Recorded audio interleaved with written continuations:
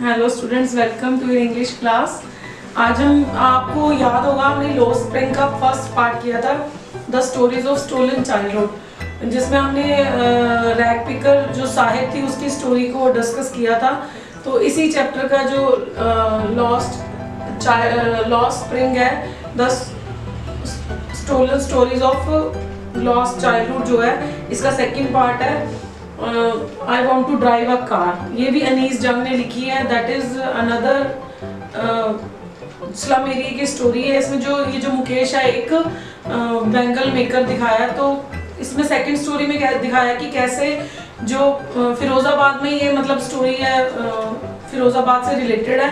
तो फिरोजाबाद में मुकेश जो एक बच्चा है, लाइक टीनेजर किड है ये, अब कैसे जब अनीस इससे बात करती है तो ये कैसे अपने ड्रीम्स को डिस्कस करता है, what he wants to be, तो इसमें दिखाया गया है। तो हम पहले इसके कैरेक्टर्स के बारे में हम बात करेंगे। तो let's start with the character. इसमें जो दो मेन कैरेक्टर है, लॉस्ट स्प्रिंग का सेकंड पार्ट है रिटन बाय अनीस जंग।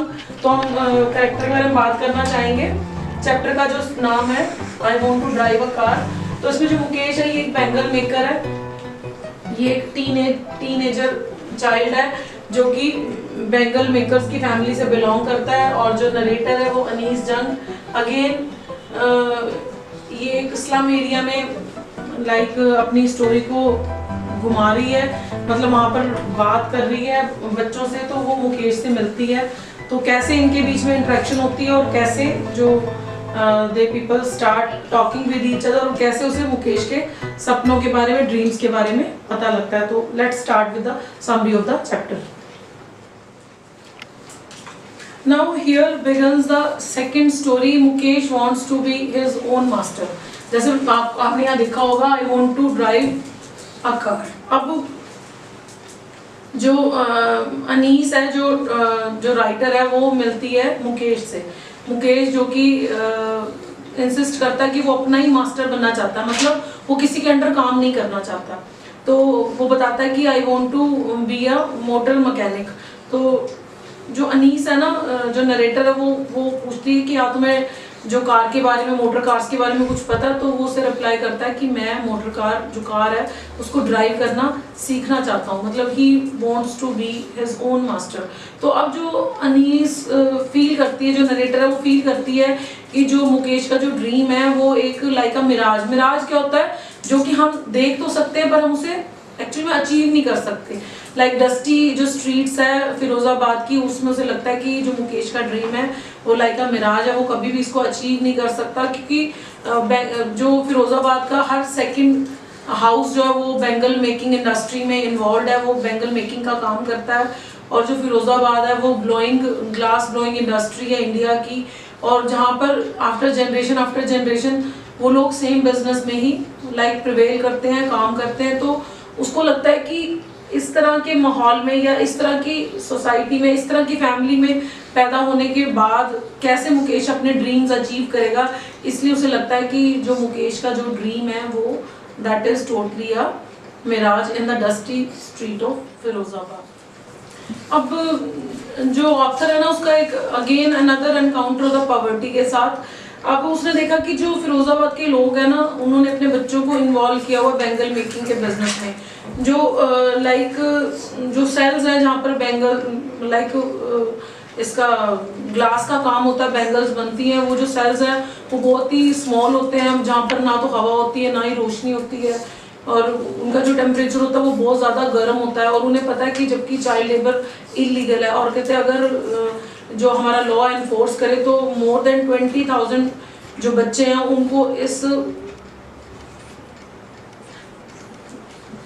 उनको इस जो है हॉट सेल से बाहर निकालकर उन्हें आज़ादी दी जा सकती है, ताकि वो खुली हवा में सांस ले सके। क्योंकि जो ये जो सेल्स है जहाँ पर बैंगल मेकिंग का काम होता है, ग्लास का काम होता है, तो ये बहुत ही ज़्यादा, मैंने आपको बताया, टेम्परेचर इनका हाई होता है और बहुत ही ज़्यादा ये डस्टी होते हैं। और यहाँ पर ना तो लाइट होती है ना एयर होती है, और उनकी जो आंखों की रोशनी है वो डे बाय डे कम हो रही है, क्योंकि वो लाइक इतने हाई टेम्परेचर में काम करते हैं। और जब वो वहाँ पर जो ग्लास है उसको गर्म किया जाता है, तो ड्यू टू लो लाइट तो बच्चों की आइज के ऊपर बहुत ज़्यादा इफेक्ट पड़ता है। तो मुकेश प्राउडली अनाउंस करता है कि वो ना लाइक कहता हमारा जो घर है वो बन रहा है, और वो वॉलंटियर करता है like to take the author home भी, कहता कि चलो तुम मेरे साथ मेरे घर चलो। तो वो ना लाइक स्टिंकी लेन से नीचे की तरफ जाते हैं, क्योंकि जो उनका एरिया वो बहुत ही ज़्यादा स्लम है, स्टिंकी है, वहाँ जगह जगह कूड़े के ढेर लगे हुए, नालियाँ रुकी हुई हैं, बड़ा ही गंदा सा है। और जहाँ पर जो घर है वो बहुत ही ज़्यादा छोटे हैं, उनमें ना तो कोई विंडो है ना ही कोई लाइक वेंटिलेटर है, और जहाँ पर लोग और जो जानवर है वो प्रिमिटिव स्टेट में रहते हैं, इकट्ठे ही रहते हैं, छोटे छोटे कमरे हैं जहाँ पर पूरी फैमिली रहती है। और जब वो लाइक जो कंस्ट्रक्शन है वो घरों की बड़ी ही पुअर है, और फैमिलीज वहाँ पर इकट्ठे रहने पर छोटी छोटी जगह पर मजबूर है, क्योंकि they are very poor people and they are living in a slum area, और जो उनकी इकोनॉमिक कंडीशन है वो बहुत ही ज़्यादा पुअर है। और फिर वो लाइक एक जगह जब घर पहुँचते हैं तो वो जो घर है वो आधा बना हुआ है, और जो आधे घर में वो घास जो वो आधी जगह पर सूखी पड़ी है, और जो लेडीज़ है वो एक पतली सी लेडी है, वो इवनिंग का खाना बना रही है सारी फैमिली के लिए। वो बहुत ही ज़्यादा पतली है, उसकी एज कुछ ज़्यादा नहीं है ना, वो मुकेश के बड़े भाई की वाइफ है, और वो सारे घर का खाना रेडी कर रही है। और जैसे ही मुकेश के फादर आते हैं तो वो घूंघट कर लेती है, अपना फेस छुपा लेती है। उसकी एज कम है क्योंकि उसकी मैरिज अर्ली एज में हो गई थी, और उसको बहू का दर्जा दिया गया घर में, और उसको बहू की रिस्पेक्ट मिलती है। तो अब you can see that be how they people are living in slum areas, और लाइक इतनी अनहेल्दी कंडीशंस में रहते हैं, और जो उनके घर के सारे बच्चे हैं वो कैसे पुअर कंडीशंस में काम करते हैं, जहाँ पर ना तो एयर है ना लाइट है, ना ही वहाँ पर कहीं से लाइक आप कह सकते हैं भी खुली और ताज़ी हवा आती है। और जो टेम्परेचर है उन कमरों का जहाँ पर वो काम करते हैं वो इतना ज़्यादा हाई है कि जो उनकी वो जो ना तो उनकी हेल्थ के लिए अच्छा ना ही उनकी आइज़ के लिए अच्छा। बट जो you can say that poverty है वो कितना ज़्यादा मजबूर कर देती है लोगों को भी, मतलब इतनी पुअर कंडीशंस में काम करने के लिए, है ना। You people are very lucky कि आपके पेरेंट्स आपको इतनी अच्छी फैसिलिटीज प्रोवाइड कर रहे हैं, आपको लाइक आपको एजुकेशन दे रहे हैं, अच्छा खाना दे रहे हैं, अच्छी लिविंग कंडीशंस दे रहे हैं, है ना। But think about those people who don't have even to eat like food, like primary जो उनको नीड्स है वो पूरी करने के लिए they don't have money, they don't have resources, है ना। तो we people are very blessed people.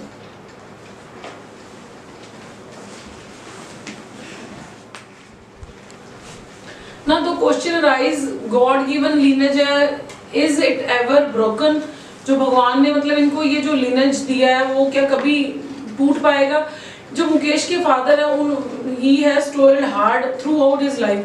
पहले वो एज अ टेलर काम करते थे, फिर वो बैंगल मेकर काम करने लगे।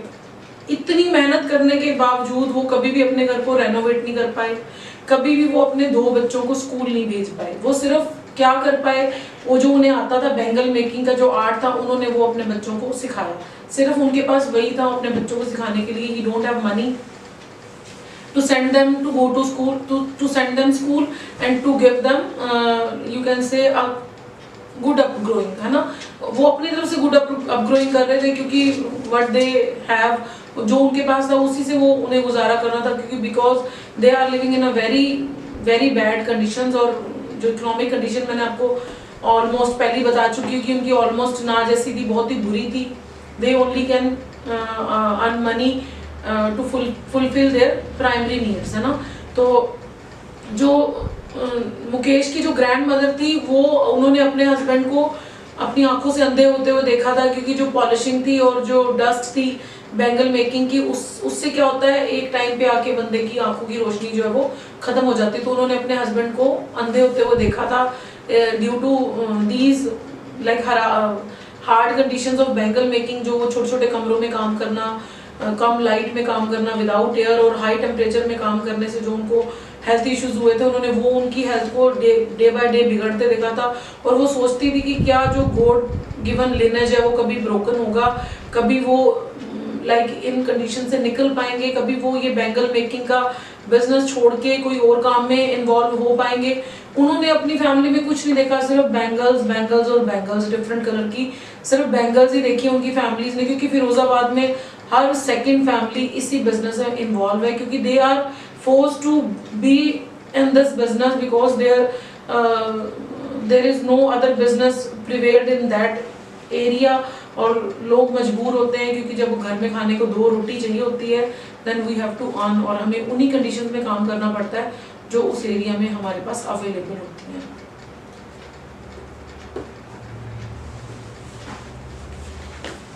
अब क्या था लॉस्ट स्प्रिंग, मतलब उनका स्प्रिंग कैसे लॉस्ट हुआ था, कहते जो लाइक ऑयल लैम्प्स में कम लाइट में और इतने हॉट वेदर में काम कर करके लाइक उनकी जो लाइफ कंडीशंस थी वो बड़ी मिजरेबल हो गई थी, और उनकी लाइफ में सिर्फ जो लड़के थे वो अपने फादर्स और अपने रिलेटिव्स के साथ, और लड़कियां अपने मदर्स के और अपने रिलेटिव के साथ बैठ के क्या थी बैंगल्स को सिर्फ राउंड शेप में बना के और उनको लाइक वेल्ड करती होती थी। उनकी लाइफ में एक ही काम था और वो ये काम कर रही थी, और उनकी जो लाइक जो हेल्थ थी वो डे बाय डे इन चीज़ों से हार्म हो रही थी, और even they are unable to understand that भी जब तक वो एडल्ट होते हैं उनकी आंखों की रोशनी है ऑलमोस्ट जा चुकी होती है, खत्म होने को होती है, क्योंकि वो इतनी एक्सट्रीम कंडीशंस में काम करते हैं। और फिर एकदम से ना जो नरेटर है उसकी नज़र एक लड़की पे पड़ती है, सविता। उसने एक ड्रैप ड्रेस पहनी हुई है डार्क पिंक कलर की, और वो अपनी दादी के साथ बैठकर बैंगल मेकिंग का काम कर रही है। और जो नरेटर है वो बड़ी हैरान होती है कि जो उसके हाथ हैं वो एक मशीन की तरह काम कर रहे हैं। तो बड़ी लो वॉइस में लाइक उसकी दादी बोलती है कि हम लोग मतलब हमारे बच्चे यही काम करते हैं, हम लोग यही काम करते हैं, और कहती है वो बताती है कि हमने आज तक अपने पूरे लाइफ टाइम में एक टाइम का पेट भरकर कभी खाना भी नहीं खाया, फुल मील उन्होंने कभी नहीं इंजॉय किया। अब नरेटर बड़ा हैरान होती है, वंडर करती है कि क्या इसे पता है छोटी सी बच्ची को भी जो चूड़ी है उसकी क्या लाइक वैल्यू है इंडियन वुमेन की लाइफ में। लाइक उनको इन चीज़ों से कोई मतलब नहीं है, उनके लिए बैंगल मेकिंग क्या सिर्फ सोर्स ऑफ अर्निंग है कि वो अपने घर का 3 टाइम का वो खाना अपने घर में बना सके, खा सके। बट देखो आयरनी ऑफ लाइफ क्या है कि इतनी मेहनत करने के बावजूद भी वो उन्होंने अपनी लाइफ में कभी भी फुल मील एंजॉय नहीं किया, कभी एक टाइम का। तो that is the irony. Irony क्या होता है? आयरनी होता है जब किस्मत हमारा मजाक उड़ाती है, लाइक हम सोचते कुछ है और हो कुछ जाता है। तो that is the irony of life, और यही आयरनी उनके साथ है ना। They are working so hard in extreme conditions, है ना, विदाउट लाइट। उनकी जो आंखें है ना, लाइक उन लोगों की आंखें रोशनी से ज्यादा अंधेरे में एडजस्ट हुई होती है। अब आपने देखा होगा जब हम कोई कितनी देर अंधेरे में रहे और हम एकदम से रोशनी में जाए तो हमारी आंखें खुलती नहीं, क्योंकि हमारी आंखें एडजस्ट हो जाती हैं अंधेरे के हिसाब से। इसी तरह उनकी आंखें डार्कनेस के साथ ज्यादा एडजस्ट थी, इवन की लाइट के साथ। लाइट में एडजस्ट नहीं हो पा रही थी उनकी आंखें जैसे वो कंडीशन में काम करते थे वैसे ही हो गई थी। और ड्यू टू दैट जो उनकी आंखों की रोशनी है, जब तक वो एडल्ट होते हैं, बड़े होते हैं, उनकी आंखों की रोशनी ऑलमोस्ट जा चुकी होती है। तो that is very very like आप कह सकते हैं कि curse of life on them, है ना। They people are living in slum and very poor areas.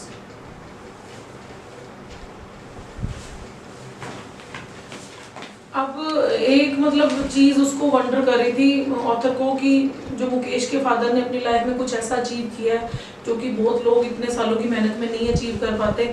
Mukesh के फादर ने अपने लिए अपने सिर पे एक छत बना ली है, लाइक उनका अपना घर है ना। तो लाइक जो ऑथर है ना बड़ी वंडर्ड होती है कि किसी भी घर में से पॉवर्टी की कोई क्राई नहीं सुनने को मिलती, लाइक दुख दर्द नहीं सुनने को मिलता, क्योंकि वो जो लोग हैं उन्होंने अपने आप को एडजस्ट कर लिया। उनकी लाइफ में होप और जो उम्मीद है, या हम कह सकते हैं कि हम ग्रोइंग अप की जो उम्मीद है वो खत्म हो चुकी है। They people learn to live in poverty, और जिस कंडीशंस में वो रह रहे हैं, है ना, उन्होंने सोच लिया कि हम पुअर ही पैदा हुए और हम पुअर ही मर जाएंगे, है ना। उन्हें पता है कि हमें जनरेशन टू जनरेशन हम लोग इस कास्ट में पैदा हुए और हम इसी कास्ट में ऐसे यही काम करते करते मर जाएंगे। जो हमारे फादर या फोर फादर्स करते थे वही हम करेंगे, और हमारी आने वाली जनरेशन भी यही काम करेंगी।